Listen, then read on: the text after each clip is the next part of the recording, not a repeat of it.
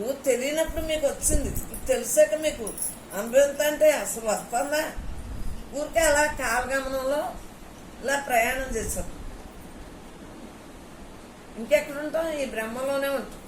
ఈ బ్రహ్మలోనే చావు పుట్టుకుంది. చూడండి, సినిమా తెర ఉంది, ఆ స్క్రీన్, టీవీ స్క్రీన్ ఉంది చూడండి, ఆ స్క్రీన్ మీదే కదా అన్నీ జరుగుతున్నాయి. అలాగే ఈ స్క్రీన్ మీద అంత జరుగుతుంది. అవునా కదా? ఈ సృష్టి స్థితి లయాలన్నీ ఈ స్క్రీన్ మీద జరుగుతాయి. ఇంకా మనకెందుకు? ఇది స్క్రీన్, ఇది ఉంటేనే మీకు ఇది అంటే బ్రహ్మము.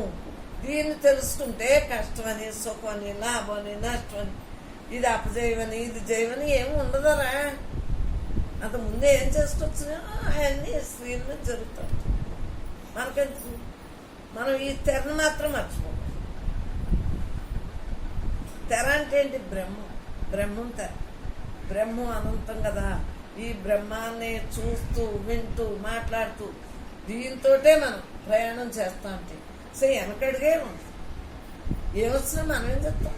అంతకుముందు ఏం చేసుకొచ్చామో అదే జరుగుతుంది. ఇప్పుడు కొత్తగా ఏమీ చేసుకోక్కర్లేదు. అంతకుముందు ఎలాగా ఉంటుంది? ఉన్నదే పని అయిపోతుంది కదా. ప్రతిదీ పని అయిపోతాను అంట. పని అయిపోతే మళ్ళీ జన్మకు రావట్లేదు కదా. పని అయిపోవాలి. ఇప్పుడు ఈ క్షణాన్ని మన పని చేసేసుకోవాలి. పని అయిపోవాలి. ఎప్పుడో అంటే కుదరదు. ఏదొస్తే దాన్ని అంగీకరించడే పని అయిపోతుంది. అంగీకరించుట, తల ఉంచుట, నేను బ్రహ్మాన్నని ధీరత్వంగా ఉండటం, నేను పరమాత్మని, ఈ దేహం జడం, దీనికే కదా ఈ ఇంద్రియాలు ఏం చేసుకొచ్చినాయో ఈ దేహాన్ని ధరించి వాటి పని అటు చేస్తాం. చూడవలసినవి చూడాలి కళ్ళు, వినవలసినవి వినాలి చెవులు. ఏది శుద్ధవాసన, ఏది మన్న వాసన మనం చూడండి, గమ్ముని సువాసన తెస్తే కదా. ముక్కుకి, నాలుగుకి, ఏ ఇంద్రియమైనా తానే అంటేనే ఇంద్రియ నిగ్రహం వస్తుంది. ఇంద్రియ నిగ్రహం ఎలా వస్తుంది? అన్నీ నువ్వే అయినప్పుడు ఇంద్రియ నిగ్రహం రాకేమవుతుంది?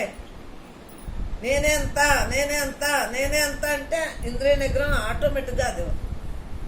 ఎవరిని చూసినా నేనే కదండి. నువ్వేరు, నేను వేరు, వాళ్ళు వేరు, ఇళ్ళు వేరు అని ఏమీ లేదు కదా. మనం అందరం ఏకాత్మస్వరూపులు, మనం అందరం సత్యస్వరూపులు, మనం అందరం బ్రహ్మాలు. ఇంకా బ్రహ్మం అయినప్పుడు అఖండ బ్రహ్మంగా అందరం ఉన్నాం. ఖండఖండంగా లేవు. నువ్వేరు భిన్నత్వంగా ఏమీ లేదు. భిన్నత్వంలో ఏకత్వంగా ఉంది. మనకు భయం ఏంటి? అది ఇటువంటి ఆలోచన మీరు ఆలోచించుకుంటే పరమాత్మగా మిగులుతారు. ఇటువంటి ఆలోచన లేనప్పుడు మీకు దుర్భరమైన జీవితం. అది ఒకళ్ళు చెప్పేది కాదు, ఎవరికి వారే అనుభవించాలి. ఎవరికైనా ఇక్కడ ఒకే క్లాస్ ఉంటుంది, వాళ్ళు తీసుకునే విధి విధానాన్ని బట్టి ఉంటుంది. అంతే కదా. అంతేగాని మీకు వేరు అని ఇక్కడ ఏమి చెప్ప. ఎవరినైనా ఒకేలా చూస్తాం, ఒకేలా మాట్లాడతాం, ఒకేలాగే బ్రహ్మంగా మిగల్చడానికి ఇక్కడ ప్రయత్నించాలి. అవునా కదా? తిట్టైనా సరే, నువ్వు సరిగ్గా లేవు, ఉండలాగా, నువ్వు బ్రహ్మాను, నీ ఇంద్రియాలు అంతకుముందు ఏం చేసుకొచ్చినాయో అయ్యే అనుభవితాయి. అది తప్పదు. వాటి గురించి నువ్వు మళ్ళీ వెంపర్లాడేవా, మళ్ళీ నీకు ఖాయమైపోతుంది.